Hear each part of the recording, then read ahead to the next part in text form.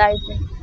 మాకు 4 నెలల నుంచి మాకు జీతాలు సరిగ్గా అసలు మలక్పేట ఏరియా హాస్పిటల్లో మాకు పిల్లలకి ఇబ్బంది అవుతుంది, ఇంటి కిరాయిలకు ఇబ్బంది అవుతుంది. 3 నెలల నుంచి అసలు జీతాలు లేవు. మాకు ఎవరు పట్టించుకునేటోళ్ళు కూడా లేరు. మాకు ఇక్కడ అసలు ఎవరు పట్టించుకుంటలేరు. మాకు 3-4 నెలల నుంచి మాకు జీతాలు లేవు. చాలా ఇబ్బంది అవుతుంది. మాకు అందరం చిన్న పిల్లల్ని అందరూ వదిలేసి వచ్చి మేము పని చేసుకుంటే అసలు ఎవరు సార్లు అసలు ఎవరు పని చేయించుకుంటారు కానీ అసలు జీతం విషయంకి వస్తే ఎవరు మాట్లాడతలేరు.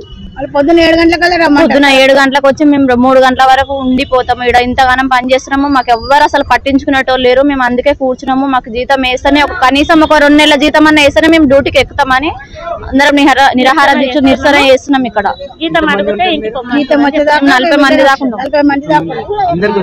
అందరికి జీతాలు ఎవరికి వస్తలేవు. జీతం అడిగితే ఇంటికి తీసేస్తాము, ఇంటికి పోరి అని అంటున్నారు.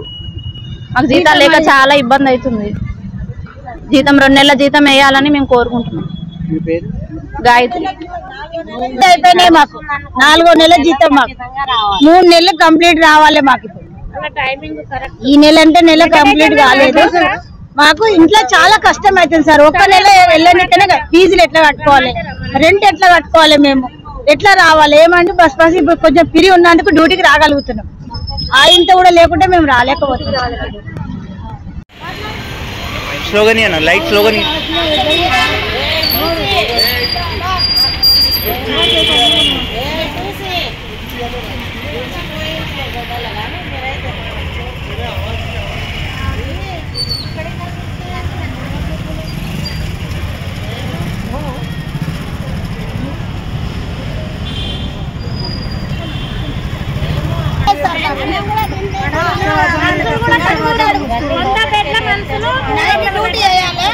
నైట్ ఎంత చేసి మళ్ళీ పొద్దుగాలు ఎంత ఊగిపోవాలి. మాకు చాలా ప్రాబ్లం ఉంది సార్.